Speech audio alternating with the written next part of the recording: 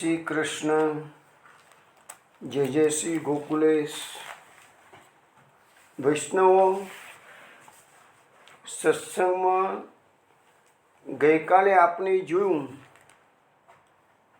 કે પરીક્ષિતે સુખદેવજીને કુલ 12 પ્રશ્નો કર્યા છે અને 12 પ્રશ્નોના જવાબમાં સુખદેવજી આખો દસમ સ્કંદ એટલે શ્રી કૃષ્ણ ભગવાનની બધી લીલાઓ સાથેની કથા એ પરીક્ષિતને શ્રવણ કરાવશે. તેના જવાબમાં આખો દસમ સ્કંદ આવી જાય છે. હવે આપણે તો અહીંયા પુરુષોત્તમ સહસ્ત્રનામ અને ત્રિવિધ નામાવલીના નામો જોવાનો પ્રયત્ન કરી રહ્યા છીએ.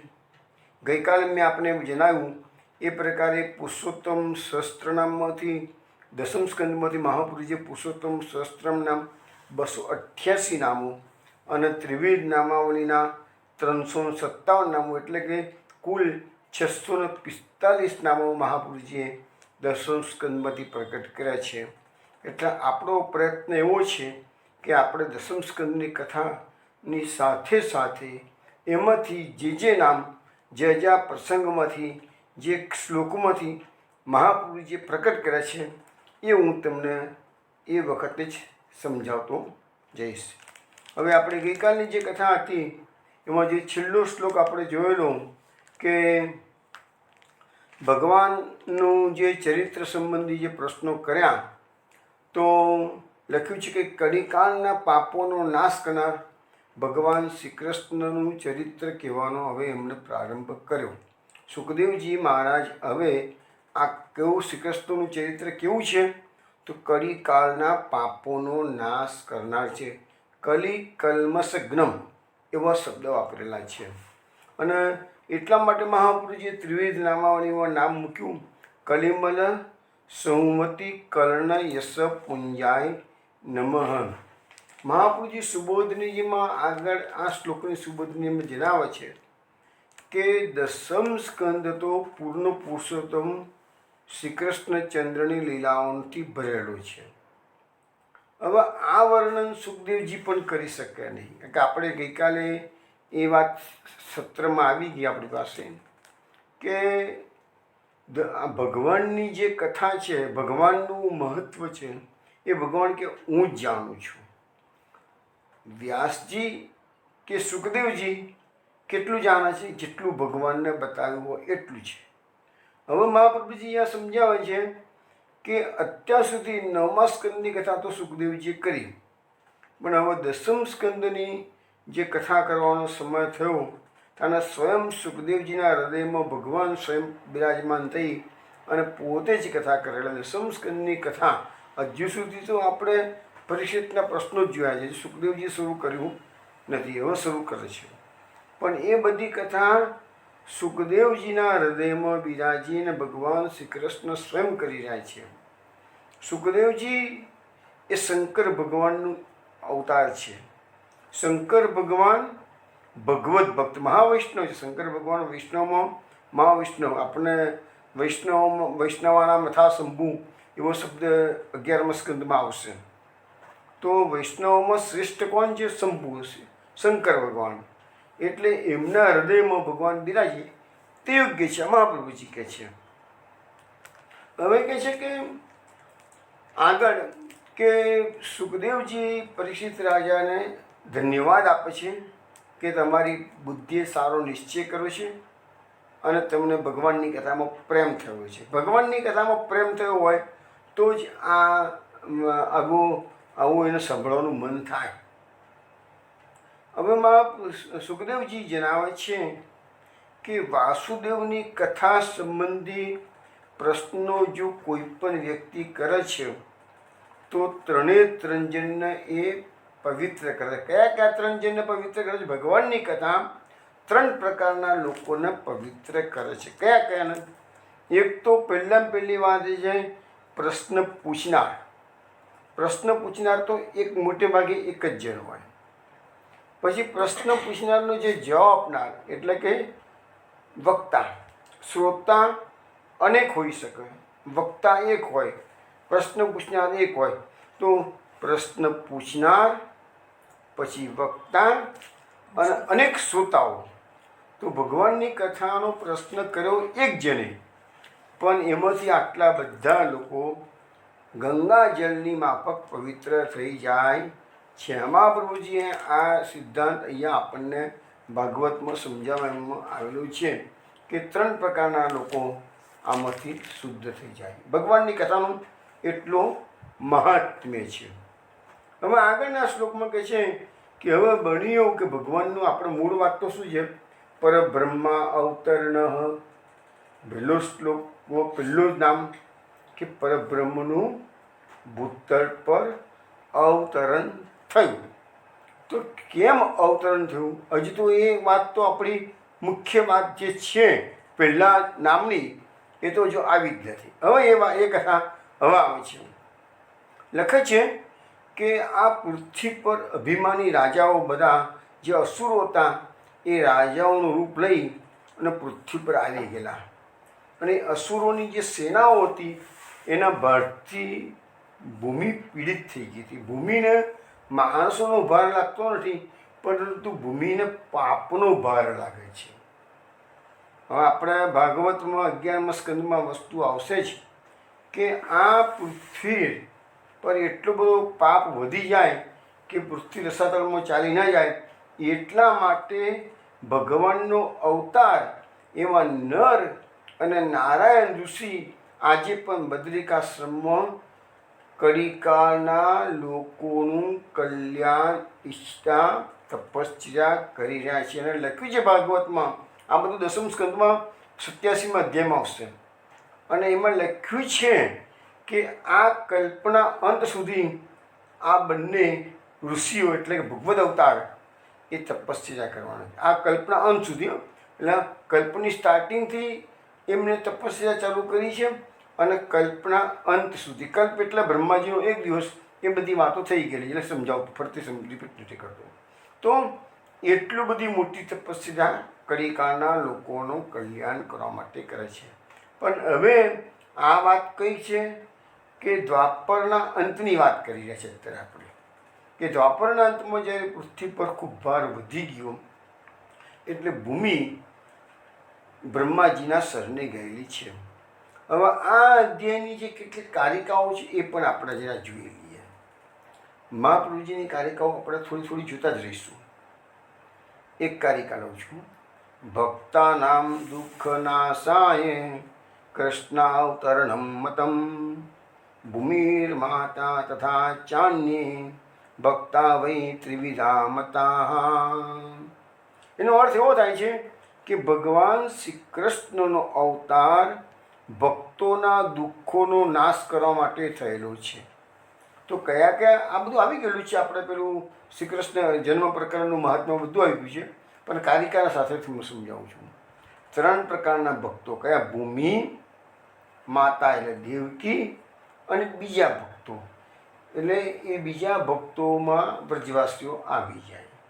તો એવા 3 પ્રકારના ભક્તોના દુઃખોનો નાશ કરવા માટે ભગવાનનો અવતાર થયો. હવે આપણે જે નામો લઈએ છીએ એમાં કલેશ નાશન, પરબ્રહ્મા અવતરણ, કેશવ ક્લેશનાશન. એ ક્લેશનાશન આવ્યું ને એ આ કારિકામાંથી આવ્યું. પછી ત્રિવિધ નામાવલીમાં નામ આવ્યું ભૂમિ કલેશ હારાય નમઃ. તો અહીંયા ભૂમિનો પણ જે 3 ભક્તોમાં ભૂમિ છે જ, તો ભૂમિનો ક્લેશ હરનાર ભગવાન એને લખ્યું છે મહાપ્રભુજી ભૂમિ કલેશ હારાય નમઃ. પછીની કારિકા લઈએ આપણે. સર્વે સાંચ્ય મહદ દુઃખમ નાન્યેન વિનિવાર્યતે યદા તદા હરિ કૃષ્ણ પ્રાદુરાસિત ઇતિ સ્થિતિ. જ્યારે બધા ભક્તોનું દુઃખ બીજા સાધનો અથવા સ્વરૂપથી દૂર થયું નહીં, ત્યારે શ્રી હરિ શ્રી કૃષ્ણનો પ્રાદુર્ભાવ થયો. એટલે કહે છે કે ભક્તોને દુઃખો પડ્યા, લાગ્યું ભગવાનને હવે મારે જ જવું પડશે, એ સિવાય આ ભગવાનના ભક્તોના દુઃખો દૂર થશે નહીં. તાના શ્રીહરિ સ્વયં અવતાર ધારણ કરેલું છે. એટલે નામ કયું મહાપ્રભુજીએ? ભક્તાર્થાખિલ માનસ. આ બધા નામો જે આવ્યા છે એ પ્રમાણે તમને સમજાવતું જોઉં છું. પછીની કારિકા છે, એ ભક્તા શાસ્ત્રરહિતા સ્ત્રી શૂદ્ર દ્વિજ વેદવહ તેષામ ઉદ્ધારક કૃષ્ણ સ્ત્રીનામત્ર વિશેષ. જે ભક્તો સ્ત્રી શૂદ્ર દ્વિજ બંધુઓ શાસ્ત્રના સાધન વિનાના તેઓનો ઉદ્ધાર કરનાર શ્રી કૃષ્ણ છે. આ અવતારમાં ખાસ કરીને સ્ત્રીઓનો ઉદ્ધાર કરનારા છે. હવે જો આ વાત પેલા આવી ગયેલી છે, છતાં ફરતી મહાપ્રભુજી કરી છે કે સ્ત્રી શુદ્રાધિત વૃક્ષમ. મહાપ્રભુજીનો અવતાર શા માટે છે? કે સ્ત્રી અને શુદ્રોનો ઉદ્ધાર કરવા માટે. એ મહાપ્રભુજીનું પ્રાગટ્યનું એક કારણ છે જ.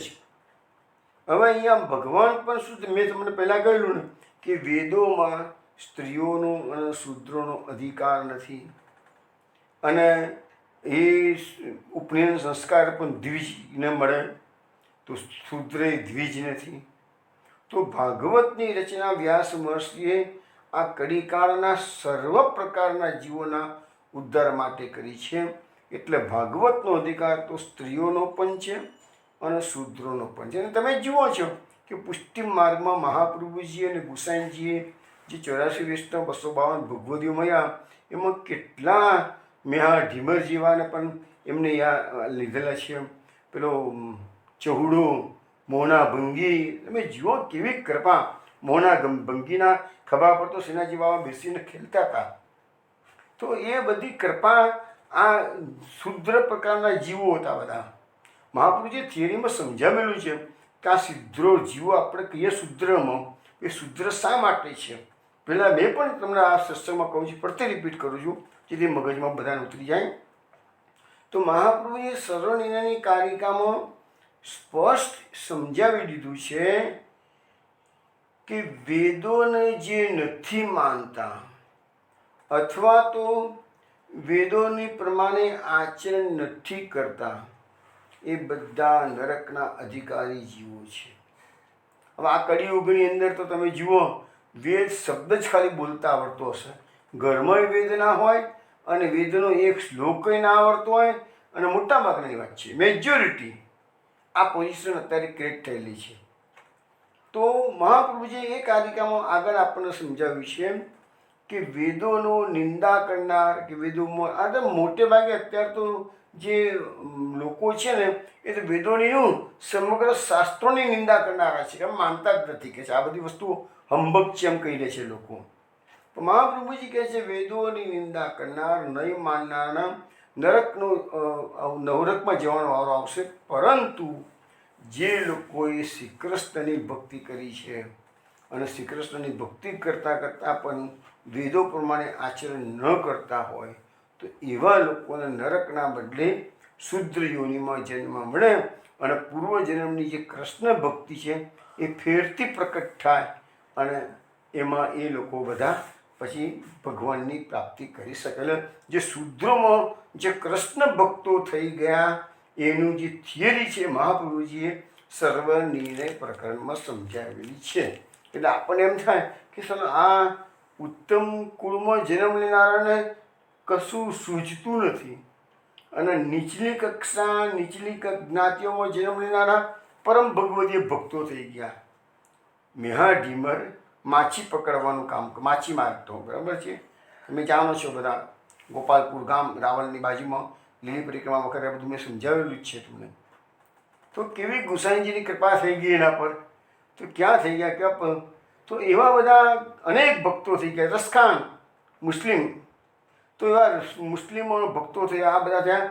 એનું મુખ્ય કારણ એક જ હતું કે એ લોકોએ પૂર્વજન્મમાં ભક્તિ કરેલી હોય પણ વેદોની નિંદા કરી હોય, અથવા તો કોઈ દોષ એવા પડી ગયેલા હોય, તો એના કારણે એ લોકો શુદ્રમાં. તો શુદ્રનો ઉદ્ધાર વેદો નથી કરી શકતા, પરંતુ શુદ્રનો ઉદ્ધાર આ ભક્તિ માર્ગ કરે છે, ભાગવત કરે છે, મહાપ્રભુજી કરે છે. તો એ બધા. આ બીજો શબ્દ આવ્યો કે શાસ્ત્રના સાધન વિના. હવે પુષ્ટિ માર્ગ કયો છે? નિસાધન દૈવી જીવોનો માર્ગ છે. કે જે સાધન જે લોકો કરવા ગયા કે ભાઈ તપ, દાન, તીર્થયાત્રા, વ્રતો, આ બધા સાધનો છે. જ્યારે આ પુષ્ટિ માર્ગમાં આ સાધનો માર્ગની એટલી અગત્યતા નથી જેટલું કૃષ્ણ પ્રેમની અગત્યતા છે. માર્ગ કોનો છે? તો લખ્યું છે ને કે ભગવાનનો અવતાર ખાસ તો સ્ત્રીઓના ઉદ્ધાર માટે છે. તો પુષ્ટિ માર્ગ કોનો છે? તો પુષ્ટિ માર્ગના ગુરુ કોણ છે? ગોપીજનો છે. સંપ્રદાયના ગુરુ મહાપ્રભુજી, પણ પુષ્ટિ માર્ગના ગુરુ તો ગોપીજનો છે. આ તમે સમજવાનો પ્રયત્ન કરજો. તો એ ગોપીજનો જે પ્રકારે વર્તન કરતા હતા, જીવતા હતા, એ પ્રકારે જીવવાનું આપણને મહાપ્રભુજી સમજાવે છે. તો સ્ત્રીઓનો ઉદ્ધાર શ્રી કૃષ્ણે કર્યું તો મેન તો વ્રજની ગોપીઓને એમને સ્વરૂપાનંદનું દાન કરેલું છે. તો જે નિસ્સાધન દૈવી જીવો છે એનો ઉદ્ધાર શ્રી કૃષ્ણ કરે છે, મહાપ્રભુજી કરે છે. અને પર્ટિક્યુલરલી જે સ્ત્રીઓનો વેદોમાં અધિકાર નથી એ બધી સ્ત્રીઓનો મહાપ્રભુજીએ આ માર્ગમાં અંગીકાર કરેલો છે. ભક્તિ માર્ગમાં બધાનો અધિકાર છે. હવે આપણે આગળ જઈએ તો બધી કારિકાઓ તો ઘણી છે, બધી એટલે તો મુખ્ય કારિકાઓ મેં લઈ લીધી થોડી ઘણી. હવે આગળ આપણે જોવા જઈએ કે જ્યારે ભૂમિનું દુઃખ બ્રહ્માજીની પાસે નિવેદિત કરેલું છે. હવે ભૂમિ ગાયનું રૂપ ધારણ કરી અને બ્રહ્માજી પાસે ગયેલી હતી. આંસુથી ખરડાયેલા મુખવાળી, ખેદ પામેલી, કરુણ રુદન કરતી એ બ્રહ્માજીની પાસે જઈને પોતાનું દુઃખ કહેવા લાગી કે બ્રહ્મદેવ, આ પૃથ્વી પર આટલો બધો ભાર વધી ગયો છે, મારાથી સહન થતો નથી, હવે તમે એનો કંઈક રસ્તો કરો. એટલે મહાપ્રભુજીએ જે નામ કહ્યું ક્લેશનાશન, પરબ્રહ્મા અવતરણ, કેશવ ક્લેશનાશન. તો અહીંયા ક્લેશનાશન એટલે ભૂમિ પોતાનું ક્લેશ એટલે પોતાનું દુઃખ એને નાશ કરવા માટે બ્રહ્માજીને વિનંતી કરે છે. મહાપ્રભુજી સુબોધનીજીમાં લખે છે કે અંતરમાં ક્લેશ તાપ થાય ત્યારે જે પરસેવો થાય એ જ આંસુ બને છે. અને ક્લેશ પણ જ્ઞાનથી થયેલો હોય ત્યારે જ્ઞાનના દ્વારરૂપ આંખોમાંથી નીકળતો પરસેવો આંસુ નામથી ઓળખાય છે. હવે દૈત્યોનો જે આશય હતો એ ભૂમિને એનું જ્ઞાન હતું, ખબર હતી કે દૈત્યોને ખબર પડશે કે હું તો ગઈ છું તો પાછી હેરાનગતિ કરી શકે છે. એટલે એને ભૂમિ સાક્ષાત સ્વરૂપે ના ગઈ, પરંતુ ભૂમિ ગાયના સ્વરૂપે ગઈ. હવે આગળ આપણને કહે છે કે ભાઈ કયા દુઃખ માટે ગયેલી છે એ આગળ સમજાવવામાં આવે છે. હવે ભૂમિએ જે કંઈ કહ્યું બ્રહ્માજીને, તો ભૂમિના વચનોનો ભાવાર્થનો નિશ્ચય કર્યો અને બ્રહ્માજી પછી ભૂમિને લીધી. પછી દેવકાકા આ આસુરો હતા ને એ ભૂમિમાં ભારરૂપ તો મળેલા, પણ દેવોને પણ એટલા જ હેરાન કરતા હતા. એટલે બ્રહ્માજી ભૂમિને લઈને દેવોને અને પાછા સાથે સાથે મહાદેવજીને પણ લીધા છે. અને એ બધો કાફલો ગયો છે ક્યાં ગાડી? ક્ષીરસાગરના કિનારે.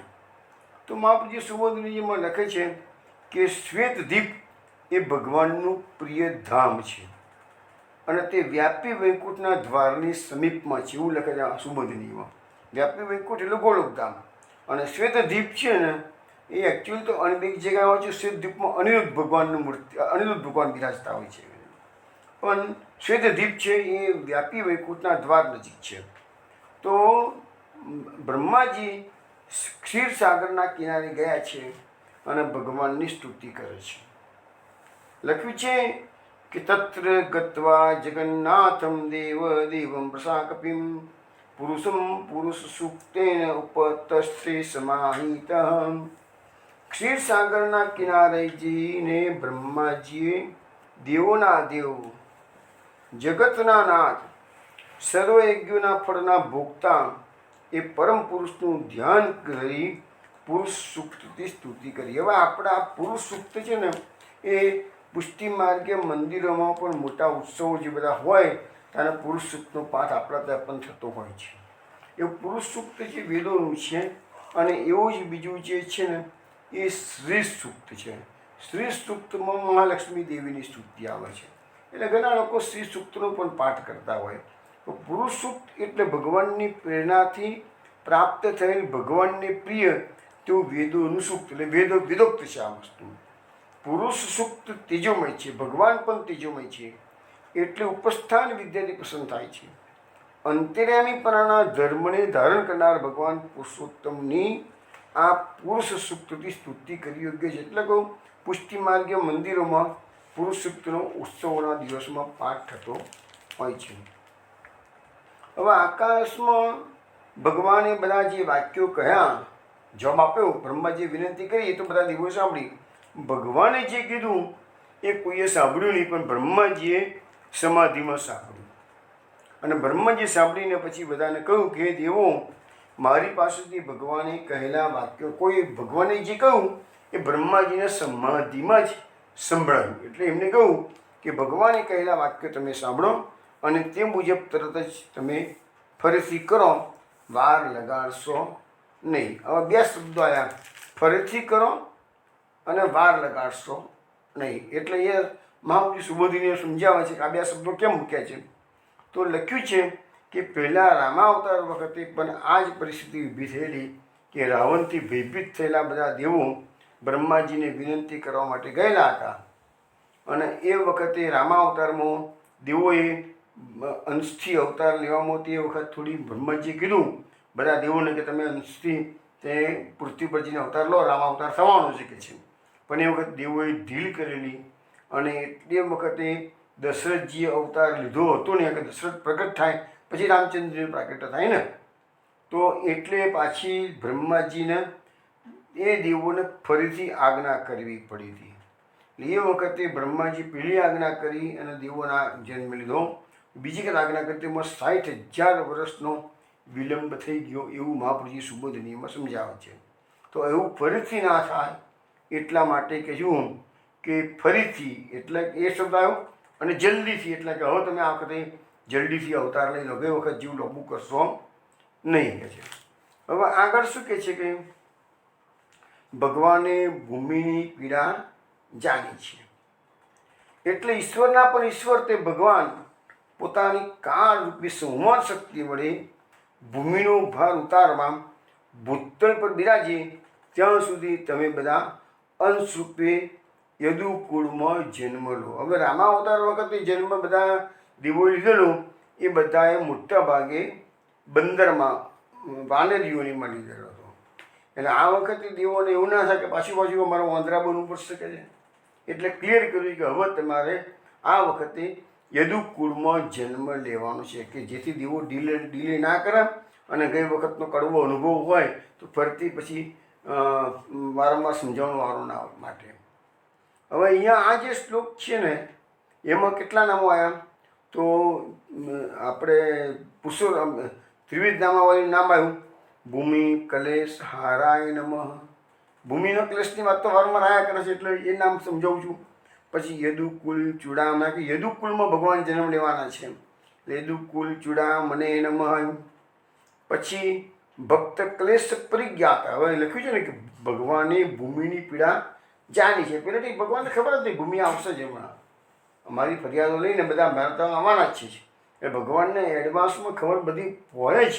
એટલા માટે તો મહાપુરુષજી આપણને સમજાવે છે પ્રાર્થિત્યાવા તથા કિમ સ્યાત સામ્ય અભિપ્રાય સંસાર. ભગવાનને તમારું દુઃખ ખબર છે જ, તો પછી શુક્ર પ્રાર્થના કરો છો, ભગવાનને બધી જ ખબર છે.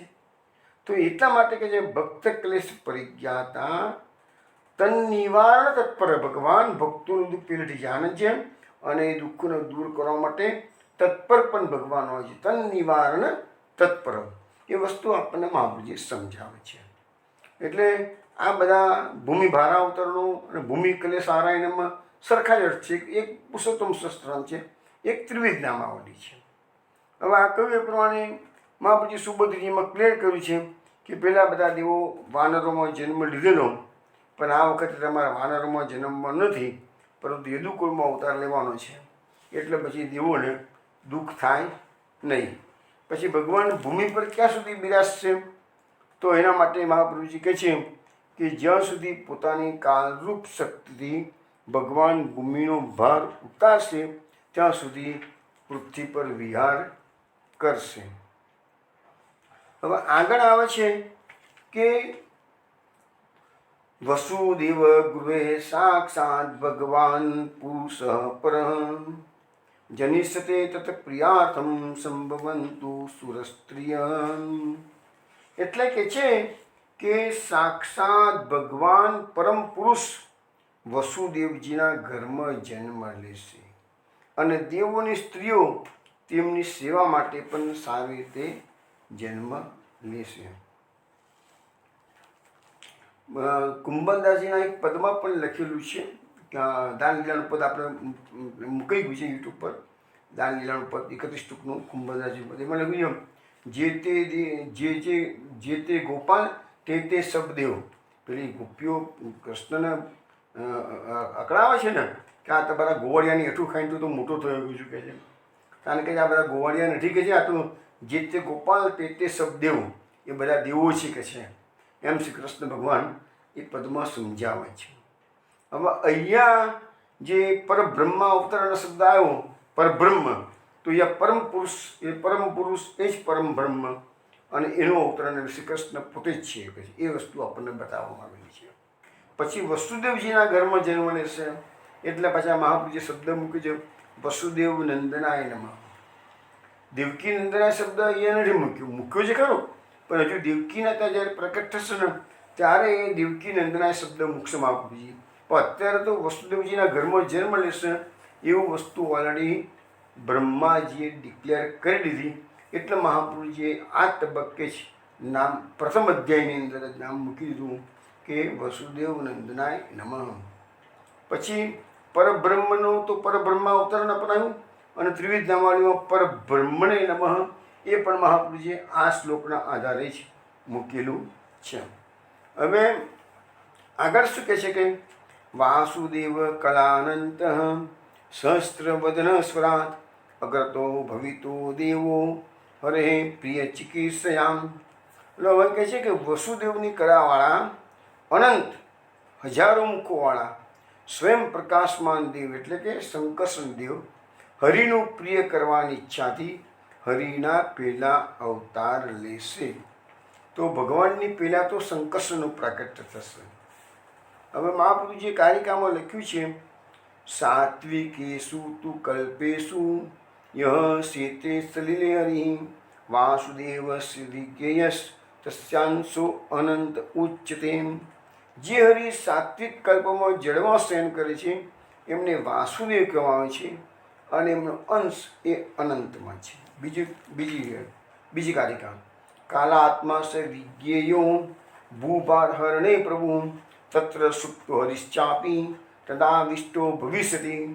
તે અનંત, જે અનંતનો જન્મ પહેલાં થવાનો છે, ભગવાનની પહેલાં છે, તે અનંત કાલાત્મા છે, તેમજ ભૂમિનો ભાર હરણ કરવા સમર્થ છે.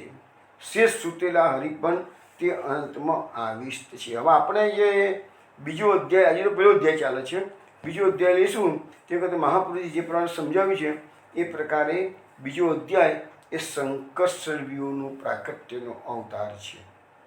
હજુ તો શંકર્ષણનું પ્રકટ થયું નથી, ખાલી વાત ચાલે છે કે આવી રીતે જન્મ થવાનો છે. પણ એ બીજો અવતાર છે. શંકર્ષણનું કામ શું છે? તો દુષ્ટોનો સંહાર કરવાનું કામ શંકર્ષણ આવ્યું. એ થિયરી મેં આપણને સમજાવી દીધી કે ભગવાન શ્રી કૃષ્ણમાં 4 વ્યૂહ સમાયેલા છે.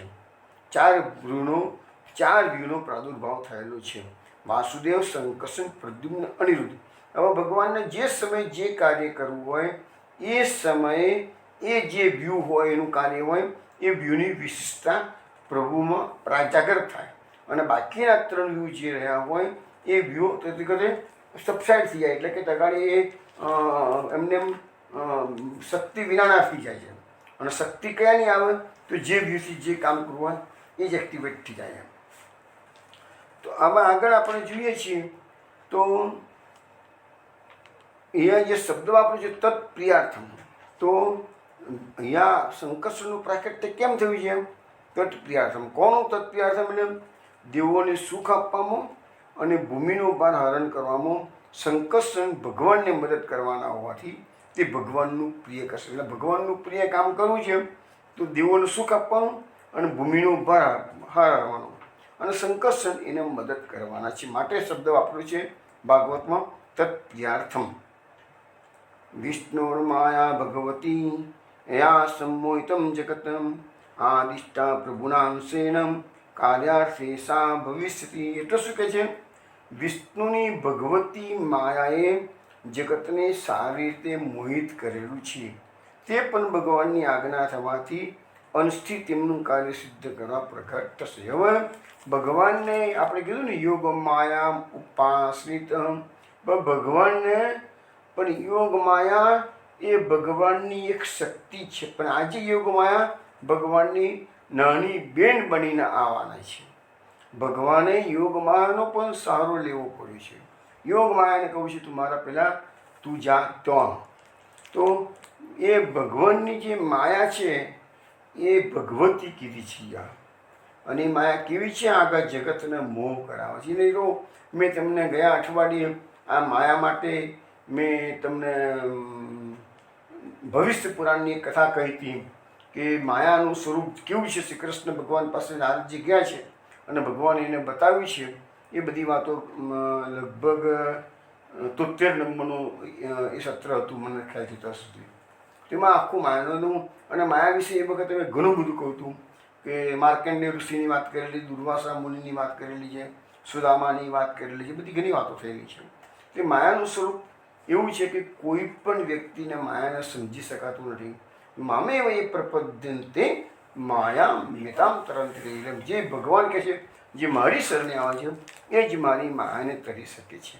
હવે ભગવાનને અહીંયા અને આપણે ભગવાનના દર્શન કેમ થતા નથી? તો માયાનો પડદો પડેલો છે એટલા માટે. અને જ્ઞાની લોકો, જે વિદ્વાન લોકો છે એ લોકોને માયા વધારે હેરાન કરે છે. માયા હેરાન ભગવાનના ભક્તો નથી કરતી, પણ જ્ઞાનીઓને વધારે પ્રતિ હેરાન કરે છે. જે લોકો 100 બળે આગળ આપવા માગતા હોય તો એ લોકોને માયા હેરાન કરશે, અને જેને ભગવાનની શરણાગતિ સ્વીકારી લીધેલી છે એને માયા હેરાન નહીં કરે કે છે બી આ તો ભગવાનનો માણસ થઈ ગયેલો છે એટલે આપણું જોર ચાલશે નહીં એમ. તો અહીંયા ભગવાનને પણ માયાનો સહારો લેવો પડ્યો છે અને એના અંશથી એનું કાર્ય સિદ્ધ કરવા માટે માયા પણ પ્રકટ થશે.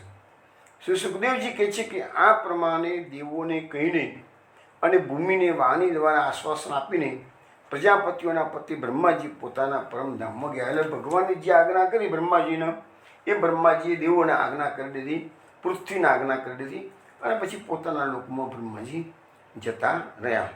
મહાપ્રભુજી સુબોધજીમાં થોડુંક ક્લેરિફિકેશન કરે છે કે દેવો અનેક પ્રકારના છે અને દેવો પોતપોતાના વડાની આજ્ઞા પ્રમાણે ચાલે છે. દેવોના પણ જૂથ હોય અને એ જૂથનો એક દેવવડો હોય અને એની અંદર બીજા દેવો આવતા હોય એમ. તો તેથી બ્રહ્માજીએ બધા દેવોના જૂથોના વડાઓને આજ્ઞા કરી અને તેવા માટે અમર ગણો એવું પદ મૂકવામાં આવ્યું છે. મહાપ્રભુજીએ પ્રમાણે સમજાવે છે. હવે બ્રહ્માજી પોતાના ધામમાં ગયા, ઇન્સ્ટ્રક્શન દેવોને આપી દીધી, બધા પોતપોતાની રીતે હવે જન્મ લેવાના છે. ભગવાનને તો આજ્ઞા કરી દીધી છે, ભગવાન પણ હવે જન્મ લેવાના છે. હવે આપણે આ જે કથા છે ને એ ભાગવતના આધારે ભગવાનનું પ્રાગટ્ય કેવી રીતે થયું એ હવે આપણે આવશે છે કથાની અંદર. પરંતુ ગર્ગ સંહિતામાં ભગવાનનું પ્રાગટ્ય થયું એની કથા થોડીક જુદી છે, એ આપણે હવે જોઈએ. હવે આપણે જ્યારે વ્રજ પરિક્રમા કરી હતી એને માનસી પરિક્રમા, તો મને એવો ખ્યાલ છે કે હું પહેલા જ દિવસે સત્રમાં કે બહુ બધું મેક્સિમમ સેકન્ડ ડે હશે કદાચ, પણ મોસ્ટલી પહેલો દિવસ છે. એમાં મેં તમને ગોલોકધામનું વર્ણન કર્યું હતું પહેલા કે બીજા દિવસે. તો એ ગોલોકધામનું વર્ણન આજે હું ફરીથી તમને કરું છું. એ વખતે જે લોકો ન સાંભળ્યું હોય, ઘણા ખરા વૈષ્ણવ અત્યારે સાંભળે છે, એ વખત હતા નહીં, તો એ ગોલોકધામનું વર્ણન આ ગર્ગ સંહિતાના આધારે જે આવ્યું છે એ આજે તમારી પાસે રજૂ કરું છું. હવે વારા જે ભાગવતનો જે કથા છે એ શાશ્વત કલ્પની કથા છે કે પૃથ્વી ગાયનું રૂપ લઈને બ્રહ્માજી પાસે ગઈ. હવે અહીંયા જે કથા છે ને એ વારા કલ્પની કથા, શ્વેત વારા કલ્પની, આ કલ્પની કથા છે. એમાં શું કહે છે કે પાપનો ભાર સહન ન થયો એટલે પૃથ્વી ગાયનું રૂપ લઈ અને પોતાની વ્યથા નિવેદન કરવા માટે બ્રહ્માજી પાસે ગઈ. એ તો પહેલાં પંચનૈયા પણ આવ્યું. પૃથ્વીની કથા સાંભળી, કષ્ટની વાતો સાંભળી, બ્રહ્માજી ધીરજ આપી અને પછી તત્કાલ બધા દેવોને લઈ અને શિવજીને પણ સાથે લીધા છે અને બધા વૈકુંઠમાં ભગવાન નારાયણ પાસે ગયા. જોવામાં ફરક ક્યાં પડ્યો કે શિવજીને પણ લીધા, દેવોને પણ લીધા, પૃથ્વીને પણ લીધી, પણ બધા તો આગળ ક્ષીરસાગરના કિનારે ગયા હતા. જ્યારે અહીંયા બધા વૈકુંઠમાં ભગવાન નારાયણ પાસે ગયા બધા. ત્યાં જે બ્રહ્માજી ચતુર્ભુજ ભગવાન વિષ્ણુને પ્રણામ કર્યા, પૃથ્વીની બધી વાતો કરી, પછી લક્ષ્મીપતિ ભગવાન વિષ્ણુ બોલ્યા કે સાક્ષાત ભગવાન શ્રી કૃષ્ણ જ અગણિત બ્રહ્માંડોના સ્વામી પરમેશ્વર અખંડ સ્વરૂપ અને દેવાતીત છે અને તેમની લીલાઓ અનંત અને અનિર્વચનીય છે. તો ભગવાન શ્રી કૃષ્ણની કૃપા વિના આ કાર્ય સિદ્ધ થઈ શકશે નહીં. માટે તેમના પરમ ઉજ્જવળ ધામમાં આપણે બધા જઈએ. જો વિષ્ણુ ભગવાને પણ ના પાડી દીધી, આ કાર્ય હું નહીં કરી શકું, આ કામ તો શ્રી કૃષ્ણ જ કરશે. ગોલોકધામના જે અધિપતિ શ્રી કૃષ્ણ છે, એ જે ભાગવતમાં આ વાત નથી આવતી, અહીંયા આ વાત વિશેષ ગર્ગ સંહિતામાં આવી. હવે કહે છે કે પછી પરિપૂર્ણતમ ભગવાન વિષ્ણુએ સંપૂર્ણ દેવતાઓ બ્રહ્માજી ને બધાને, શંકર ભગવાન, બ્રહ્માજી, પૃથ્વી, બધા દેવો બ્રહ્માંડ શિખર પર બિરાજમાન ગોલોકધામનો માર્ગ ભગવાન વિષ્ણુએ બધાને બતાવી દીધું કે આ જગ્યાએથી તમે ગોલોકધામમાં જઈ શકાશે. એ વખતે ગૂગલનો નકશો કદાચ બતાવ્યો હશે. બ્રહ્માજી વિષ્ણુ સાથે બધા ત્યાં જવા નીકળ્યા. હવે લખે છે કે વામન ભગવાને જ્યારે અવતાર ધારણ કરેલો અને ડાબા ચરણના જે અંગૂઠાથી બ્રહ્માંડના શિરોભાગનું છેદન કરેલું હતું. તો આ બ્રહ્માંડનું જે કવચ હતું ને એ ભેદાઈ ગયું હતું. તો એ તેથી બધા દેવો, એની બહાર જળ હતું એ બધું જળ પ્રવેશી ગયું. તો ત્યાંથી બધા દેવો જલયાન દ્વારા બહાર નીકળ્યા. બ્રહ્માંડના પેલા કવચ જે છેડાઈ ગયેલું એમાંથી બધા દેવો બહાર નીકળ્યા અને બ્રહ્માંડની બહાર જોઈ નીકળીને એ લોકો નીચે નજર કરી તો આ જે 14 માળનું જે બ્રહ્માંડ, આપણું 14 માળનું બિલ્ડિંગ બ્રહ્માંડ, એ કલિંગ બિંબ જેવું દેખાયું એ લોકોને. અને તે સિવાય પણ અનેક બ્રહ્માંડ તે જલમાં ઇન્દ્રાયણ ફલ સમાન લહેરાતા. એ લોકો આગળ જોયું ને તો જે નદી હતી વિરજા નદી, એમાં અનેક બ્રહ્માંડો તરી રહ્યા હતા. અને એ બધાથી પણ ઉપર આ લોકો બધા પહોંચ્યા, આ દેવો બધા. તો કરોડો યોજન ઉપર 8 નગર એ લોકોના જોવામાં આવ્યા. અને તેની ચારે બાજુ દિવ્ય શોભા હતી. અનેક રત્નાદિમય વૃક્ષોથી તે પુરીઓની સુંદરતા વધી રહી હતી. દેવતાઓએ ત્યાં ગાળે વિરજા નદીનો સુંદર કિનારો જોયો. અને એ કિનારો કેવો હતો? તો દિવ્ય મણિમય સોપાનો હતો, એટલે પગથિયા ઘાટ અત્યંત ઉદ્ભાસિત થતો હતો. ત્યાંથી દેવો ઉત્તમ નગરમાં છે, ત્યાંથી દેવો તેના ઉત્તમ નગરમાં પહોંચ્યા, જે અનંત કોટી સૂર્યોની જ્યોતિનો મહાન પુંજ જેવું એ નગર હતું. પછી ભગવાન વિષ્ણુની આજ્ઞા, ભગવાન વિષ્ણુ જોડે ગયા છે, તેની આજ્ઞા અનુસાર આ વિષ્ણુ એ કયા છે? વૈકુંઠના અધિપતિ. અને શ્રી કૃષ્ણ ભગવાન છે એ ગોલોકધામના અધિપતિ છે. તો ભગવાન વિષ્ણુની આજ્ઞા અનુસાર બ્રહ્માજી તે તેજને પ્રણામ કરી ધ્યાન કરવા લાગ્યા. જે તેજમાં એ નગરમાં પ્રવેશ કરવો છે, પણ બ્રહ્માજીએ ધ્યાન કર્યું. તે જ્યોતિની ભીતર તેઓએ એક પરમ શાંતિમય સાકાર ધામ જોયું. તેમાં પરમ અદ્ભુત કમલનાલ સમાન ધવલ વર્ણ 1000 મુખવાળા શેષ નાગના દર્શન ત્યાં ગાળે થયા.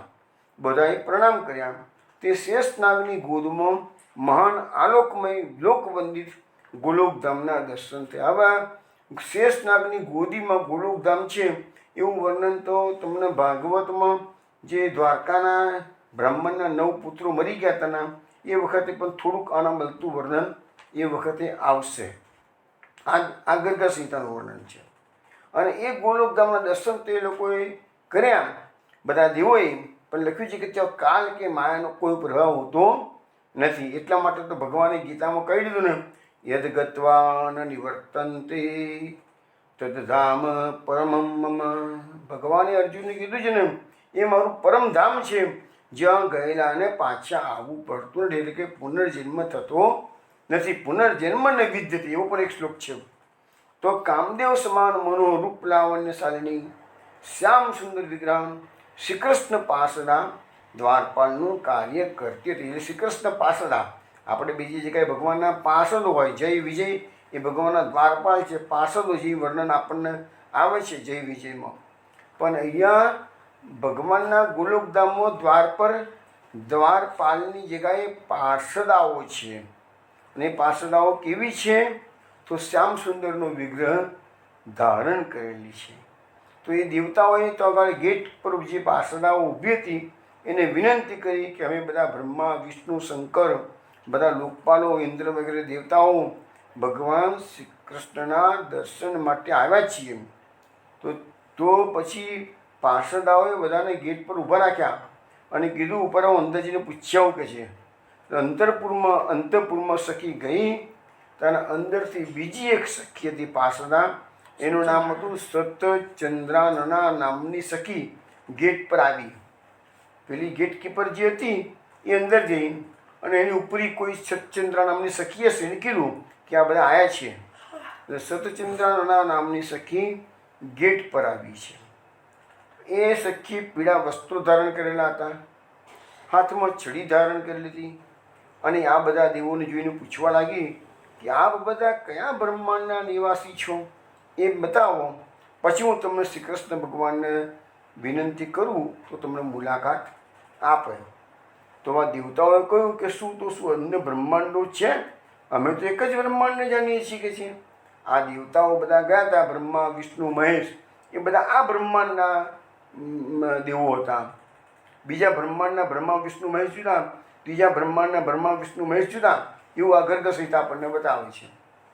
એટલે સત્યચંદ્રના નામની સખી બોલી, અરે તમે લોકો અહીંયા ઉપર આવ્યા તો આ વિરજા નદીમાં તમે અનેક બ્રહ્માંડો તરી રહ્યા છે, જોયું નહીં તમે લોકો? એ કહે છે લાગે છે કે તમે લોકો બધા આ પહેલી જ વાર ગોલોકધામમાં આવે છે, એની પહેલાં આવ્યા લાગતા નથી કે છે, એટલે તમે ખૂંચવા આવો છો કે છે. આ તો બધા દેવતાઓ ઉપવાસનું પાત્ર બની ગયા કે સાલું હવે કહ્યું કયા બ્રહ્માંડમાંથી આવો છો, તો ઓળખાણ આપવી કેવી રીતે કે છે, એ ચિંતા થવા મળી બધાને. પણ ત્યાં જ શ્રી કૃષ્ણ ભગવાને વિષ્ણુ ભગવાનને કંઈક પ્રેરણા કરી. એટલે વિષ્ણુ ભગવાન, ગમે ત્યાં વિષ્ણુ ભગવાન વૈકુંઠાધિપતિ છે ને, એટલે એ તરત બોલ્યા કે એમને ખ્યાલ આવ્યું કે શું ઓળખાણ આપવાની. તો એને કહ્યું કે જે બ્રહ્માંડમાં ભગવાન શ્રી કૃષ્ણએ કૃષ્ણની ગર્ભનો અવતાર ધારણ કર્યો હતો, અમે એ બ્રહ્માંડમાંથી આવીએ છીએ. પછી બીજી ઓળખાણ આપી, જે બ્રહ્માંડમાં ભગવાને વામન અવતાર વખતે પોતાના ચરણના અંગૂઠાના નખથી બ્રહ્માંડનું કવચ ભેર્યું હતું, અમે તે બ્રહ્માંડના નિવાસી છીએ. એટલે અહીંયા બે રીતે બ્રહ્માંડની ઓળખાણ આપવામાં આવી. એટલે સત્યેન્દ્રના નામની સખી હતી, એને ખબર પડી કે કયા બ્રહ્માંડમાંથી આવે છે, એ લોકોનો કોડ હશે કદાચ. એટલે જઈને ભીતરમાં ગઈ, શ્રી કૃષ્ણ ભગવાનની આજ્ઞા લીધી અને પછી બધાને અંદર લઈ ગઈ. પછી બધા દેવતાઓ પરમ સુંદર ગોલોકધામના દર્શન કર્યા. અંદર ગયા એટલે દર્શન થવા મળ્યા બધાને. તો કેવા દર્શન થાય તમે જુઓ, વર્ણન આવે છે ગર્ગ સંહિતાનું. ગિરિરાજીનો તે પ્રસિદ્ધ પ્રદેશ, વસંતનો ઉત્સવ મનાવવાળી ગોપીઓ તથા ગાયોના સમૂહથી ઘેરાયેલો. તેમાં અસંખ્ય ગોપીઓને ગાયો હતી કે છે. કલ્પવૃક્ષો કલ્પલતાઓના સમુદાયથી સુશોભિત હતો. દાસ મંદિરથી પ્રદેશ બધો અલંકૃત હતો. ત્યાં શ્યામ વર્ણવાળી ઉત્તમ યમુનાજી વહી રહ્યા હતા. ત્યાં જો શ્યામ યમુનાજીના તટ પર કરોડો કરોડો મહેલ તેની શોભા વધારી. જે લોકો જે મુક્ત જીવો થઈ ગયા હોય, નીચે લીલા પરિકરના જીવો હોય, એ લોકોને રહેવા માટે યમુનાજીના કિનારે ભગવાને કરોડો કરોડો પ્રસાદો એટલે કે મહેલ બનાવેલા હતા. અને તે નદીમાં ઉતરવા માટે વૈદુર્ય મણિની સુંદર સીડીઓ હતી કે જે ઘાટ બાંધેલા હતા. દિવ્ય વૃક્ષો લતાઓથી ભરાયેલ વંદરાવન સુંદર શોભી રહ્યું હતું. પછી એ લોકો વંદરાવનમાં ગયા, ત્યાંનું ગોલોકધામનું વંદરાવન. પછી વંદરાવનમાં શું જોયું તો ભાંતિ ભાંતિના વિચિત્ર પક્ષીઓ, ભ્રમરો, બંસીવટને કારણે ત્યાંથી સુષ્મા વધી રહી હતી. હવે જો અહીંયા બતાવે છે પક્ષીઓ, ફૂલઝાડ, ભ્રમરો, એટલે આ બધા નિત્ય લીલાના જીવો છે. એટલે અહીંયાથી પૃથ્વી પરથી જ્યારે કોઈને ભગવત ભક્તિ એટલી એ કક્ષાએ પહોંચી ગયેલી હોય અને એને ભગવત ધામમાં પ્રવેશ મળે, એટલે એવું માની ન લેવાય કે એને ત્યાં આગળ ભગવાનના સખા કે સખી જ બનવાનું છે. એને ત્યાં ઝાડપાન પણ અવતાર આવે, પક્ષી પણ બનવા મળે, ભગવાનની ફૂલોનો અવતાર આવે તો મહારાજી તરીકે ભગવાનના શ્રીઅંગ પર એને બિરાજવા મળે. તો આ ભ્રમરો પણ મળે છે. એટલે અનેક પ્રકારના જે નિત્ય મુક્ત જીવો છે એની ગોલોકધામમાં અનેક પ્રકારના સ્થાન હોઈ શકે છે. પછી બંસીવટના કારણે ત્યાંની સુષ્મા વધી બધા બંસીવટ પણ દગાડે છે. પછી સહસ્ત્રદળ કમલોની સુગંધિત પરાગથી ચારે બાજુ વિખેરાતું શીતળ મંદ વાયુ વહી રહ્યો હતો. પછી વૃંદાવનના મધ્ય ભાગમાં લોકો ગયા અને ત્યાં 32 વણોથી યુક્ત એક નિજ નિકુંજ નામની જગ્યા હતી અને તેના આંગણમાં લાલ વર્ણવાળા અક્ષયવટોની શોભા હતી. પદ્મરાગ વગેરે 7 પ્રકારના મણિઓથી બનેલી એની દિવાલો હતી. આંગણમાં ફર્શની અલૌકિક શોભા હતી. કરોડો ચંદ્રમાઓના મંડળની છબી ધારણ કરનાર ચંદ્રવા તેને અલંકૃત કરી રહ્યા છે. તેમાં ચમકતા ગોળા લટકી રહ્યા છે. લહેરાતી દિવ્ય પતાકાઓ તથા ખીલેલા ફૂલ મંદિરો માર્ગની શોભા વધારી રહ્યા છે. તો ભ્રમરોના ગુંજરાઓથી સંગીતની સૃષ્ટિ છે. મત્ત મયુરો અને કોકિલોનો કલરવ સદા થતો રહે છે. એટલે મેં કહું ને કે ત્યાં પશુ પક્ષીઓ પણ હોય કે છે. ભગવાનની લીલામાં સૌભાગ્ય બધા થવાનું ને. તેઓ બાલ સૂર્ય સમાન કાંતિમાન અરુણ પિત્ત કુંડલ ધારણ કરનારી લલનાઓ સેંકડો ચંદ્રમાઓના સમાન ગૌરવર્ણથી ઉજ્જવલિત થાય છે. એટલે જે ગોપીઓ છે એનું સુંદરતા કેવી છે કે સેંકડો ચંદ્રમાઓનો પણ લજવી નાખે એવું કે છે. સ્વચ્છંદ ગતિથી ચાલવાવાળી તે સુંદરીઓ મણિમય રત્નમય ભીતોમાં પોતાનું મુખ જોતી ત્યાંના રત્નજડિત આંગણોમાં આવતી જતી જોવા મળી કે છે. તે ગોપાંગનાઓ મસ્તક પર ચૂડામણી ધારણ કર્યું. ગઈકાલે આપણે આવ્યું હતું ચૂડામણી ધારણ કર્યું. ત્યાં દ્વાર પર કોટી કોટી મનોહર ગાયોના દર્શન થયા. તે ગાયો દિવ્ય આભૂષણોથી વિભૂષિત હતી. શ્વેત પર્વત સમાન પ્રતીત થતી હતી ગાયો. બધી સવસ્થા એટલે વાછડાવાળી, પીળી પૂંછવાળી, તેમની બાંધેલા ઘંટા અને મંજીરોથી મધુર ધ્વનિ નીકળી રહ્યા હતા. સોનાથી મળેલા શિંગડાવાળી હતી અને સુવર્ણના હાર અને માળાઓએ એ ગાયોએ ધારણ કરેલા હતા. દૂધ દેવામાં એ ગાયો સમુદ્રની તુલના કરવાવાળી હતી અને એ ગાયોના શરીર પર યુવતીઓના હાથની રંગીન ચાપેલા થાપા મારેલા હતા. ગાયોની પાછળ જનારા જે ગોવાળિયા હતા એનો શરીરનો રંગ શ્યામલ હતો. વાંસળી શોભી રહી છે. ભગવાન શ્રી કૃષ્ણની મધુર લીલાઓનું મધુર સ્વરોમાં એ ગોવાળિયાઓ ગાન કરી રહ્યા છે. પછી આ દિવ્ય નિજ નિકુંજને દેવતાઓ પ્રણામ કરીને આગળ વધ્યા. ત્યાં થોડે આગળ ગયા પછી એ લોકોને 1000 ડલવાળું એક બહુ મોટું કમળ દેખાયું. તે પ્રકાશ પુંજ સમાન હતું. તે 1000 દળવાળા જે કમળ હતું એની ઉપર બીજું એક 16 દળનું કમળ એ લોકો જોયું અને એની ઉપર પાછું અષ્ટદળ કમળ પણ એ લોકો જોયું. 1000 પાંખડીઓ હતી, પછી 16 પાંખડીઓવાળું કમળ જોયું એની ઉપર, અને એની ઉપર 8 પાંખડીઓવાળું કમળ જોયું અને એની ઉપર ચમકદાર એક ઊંચું સિંહાસન હતું. તો એ 3 સીડીઓથી ચડી અને પરમ દિવ્ય સિંહાસન કૌસ્તુભમણીઓથી જડેલું હતું અને તેના પર ભગવાન શ્રી કૃષ્ણ શ્રી રાધિકાજી સાથે બિરાજતા હતા. તે યુગલ સ્વરૂપ ભગવાનની મોહિની વગેરે 8 દિવ્ય સખીઓ અને શ્રીદામા વગેરે 8 ગોપાલો દ્વારા સેવિત છે. ભગવાનનું સ્વરૂપ સખીઓ અને સખાઓ દ્વારા સેવિત. તેના ઉપર હંસ સમાન સફેદ રંગવાળા પંખા ઝૂલી રહ્યા હતા. ભગવાનની સેવામાં કરોડો છત્ર પ્રસ્તુત હતા જે કોટી ચંદ્રમાની પ્રભાની સમાન હતા. ભગવાનના વામ ભાગમાં શ્રી રાધાજી છે. ભગવાને સ્વેચ્છાથી પોતાનો જમણો ચરણ વાંકો વાળેલું છે. તેમના હાથમાં બંસરી છે. તેમનું મનોહર મુસ્કાનયુક્ત મુખ કમળ, ભ્રુકુટી વિલાસ અનેક કામદેવોને મોહિત કરે છે. શ્રી હરિની મેઘ સમાન શ્યામલ કાંતિ છે. કમલદળ સમાન વિશાળ આંખો છે. ઘૂંટણો સુધી લોબી ભુજાઓવાળા તે પ્રભુ જેના પર ભ્રમરો ગુંજાર કરે છે એવી વનમાળા ધારણ કરેલી છે ભગવાને. ચરણોમાં ઘૂંઘરું, હાથોમાં કંકણની છટા, સુંદર મુસ્કાન મનને મોહિત કરી દે છે. શિવ વસ્ત્રનું ચિહ્ન, બહુમૂલ્ય રત્નોથી બનાવેલું કિરીટ, કુંડલ, બાજુબંધ હાર ભગવાનની શોભા વધારે છે. આવા દિવ્ય દર્શન પ્રાપ્ત કરી દેવતાઓ બધા આનંદ સમુદ્રમાં મગ્ન થઈ ગયા. હર્ષમાં આંખમાંથી અશ્રુધારા વહી રહી હતી. પછી બધા દેવતાઓએ હાથ જોડી વિનંતી ભાવથી તે પરમ પુરુષ શ્રી કૃષ્ણચંદ્રને પ્રણામ કર્યા. હવે ભગવાનની મુલાકાતો આ બધાને થઈ ગઈ. ભગવાને આ બધાની વાતો સાંભળી. હવે એ લોકોની વાતો સાંભળી એટલે ભગવાને મનથી નક્કી કર્યું કે પૃથ્વી પર અવતારવાનો સમય થઈ ગયો છે. એટલે દેવતાઓના દેખતા જ શ્રી કૃષ્ણ ભગવાનના સ્વરૂપમાં શું થાય છે એ તમે જુઓ. તે સમયે બધા દેવતાના દેખતા જ અષ્ટભુજાધારી વૈકુંઠાધિપતિ શ્રીહરિ ભગવાન શ્રી કૃષ્ણના શ્રી વિગ્રહમાં લીન થયા. એટલે ભગવાનના શ્રી કૃષ્ણ જે ગુરુધામના અધિપતિ શ્રી કૃષ્ણ છે એમના શ્રી વિગ્રહમાં આ વૈકુંઠના અધિપતિ શ્રીહરિ સમાઈ ગયા. ત્યાં તો કોટી સૂર્ય સમાન તેજસ્વી પ્રચંડ પરાક્રમી પૂર્ણરૂપ ભગવાન નૃસિંહજી પધાર્યા અને શ્રી કૃષ્ણના તેજમાં સમાયા. એટલે નરસિંહ ભગવાન આવ્યા એટલે જે ભગવાનને આપણે પરિપૂર્ણ અવતાર કહીએ છીએ ને,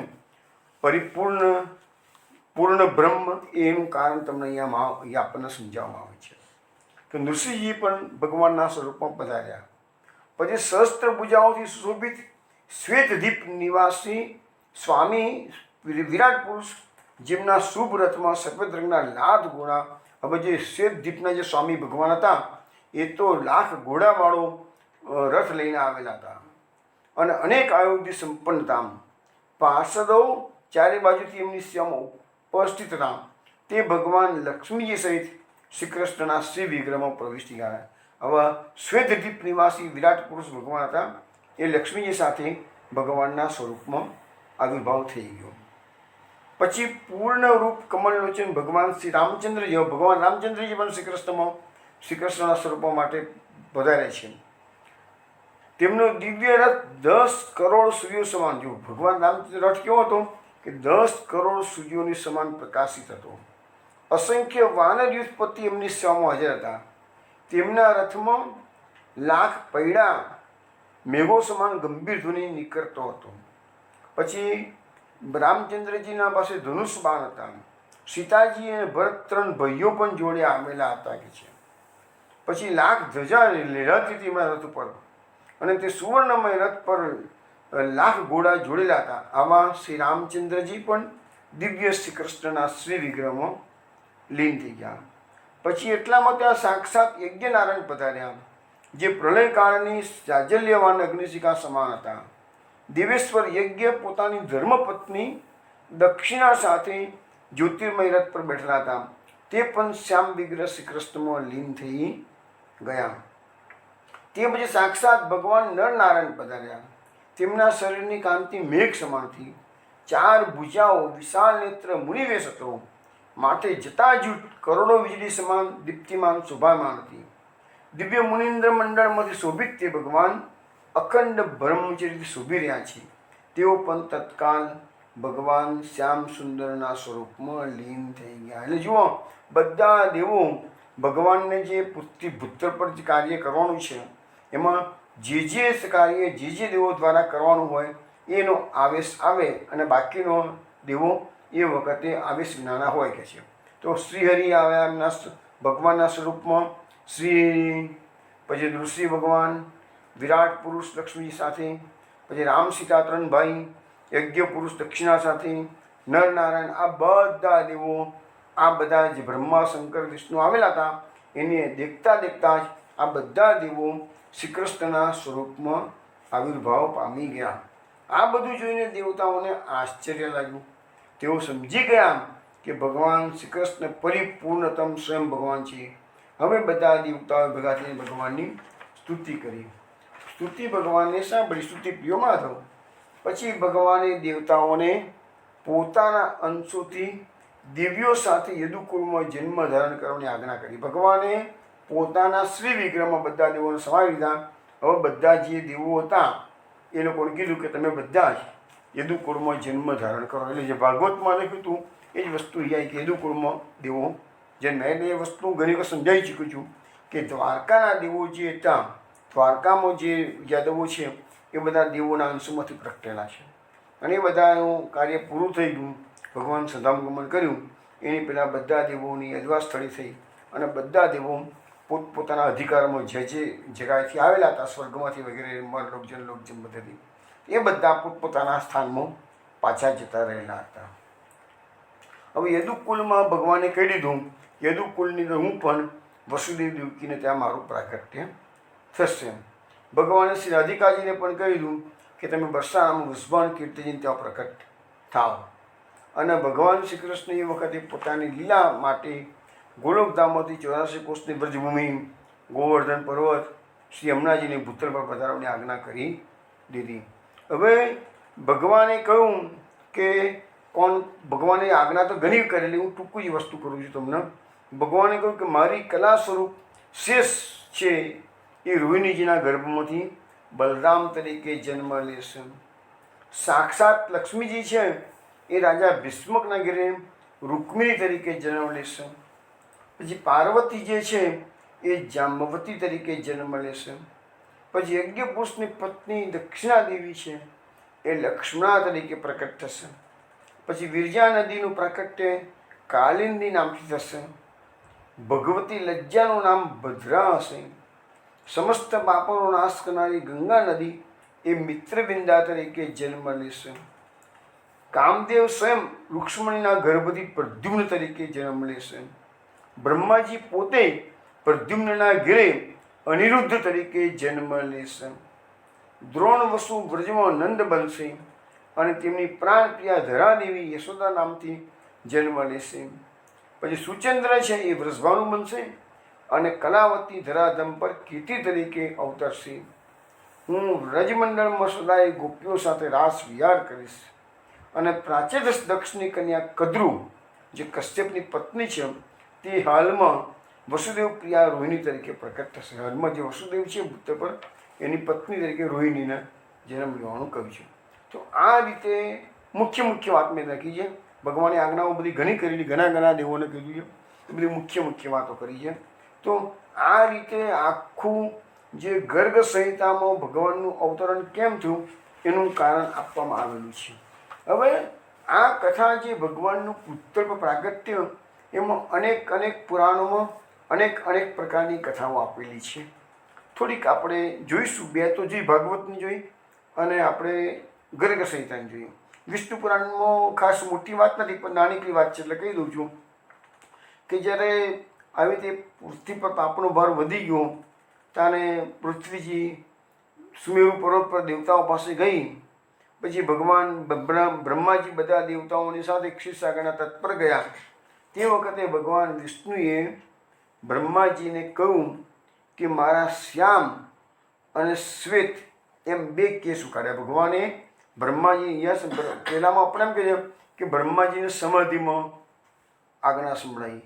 જ્યારે અહીંયા એવું કહે છે કે ભગવાને એમને આજ્ઞા કરી વિષ્ણુ ભગવાને, તો એમને શું કીધું છે કે મારો એક શ્વેત વાળ અને એક શ્યામ વાળ એ કેસ એમને ઉખાડ્યા છે અને કીધું જ્યાં મારા બે કેસ છે એ જ્યાં ભૂત પર જશે અને પૃથ્વીનો ભાર જે છે એટલે એ શ્વેતમાંથી બલરામજી થયા અને શ્યામમાંથી કૃષ્ણ થયા. તો અહીંયા થોડી વિષ્ણુ પુરાણમાં કથા જુદી છે અને આવી જ કથા પાછી બ્રહ્મ પુરાણમાં બેઠી જ કથા છે. વિષ્ણુ પુરાણમાં જે કથા છે એવી જ, પણ જે ચેન્જીસ છે એટલું જ મેં કીધું કે અહીંયા બે વાળની વાત કરી છે, બે કેસની વાત કરી છે, બીજું બધું સરખું છે. અને પછી આપણે જે ભાગવતમાં આવે છે કે આકાશવાણીએ ડિક્લેર કર્યું કે હે કંસ, આ દેવકીનો 8મો ગર્ભ તને વાસશે.